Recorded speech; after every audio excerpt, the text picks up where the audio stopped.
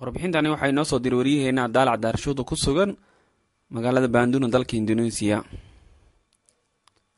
waa mahadsantahay Masar Maxamed Sidiiq.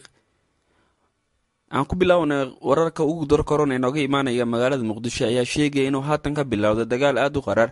dagaalkaasi u dhaxeeyay ciidamada xoogagga Al-Shabaab iyo kuwa dawladda ku meel gaarka ee Soomaaliya. ciidamada Al-Shabaab ayaa la sheegay inay weerar ku soo qaadeen goobo ay fariisimo ku lahaayeen ciidamada dawladda ku meel gaarka ee Soomaaliya. dagaalkan ayaa la sheegay inuu khasaare ka soo gaaray ciidamada dawladda ku meel gaarka kadib markii laga dilay 10 askari.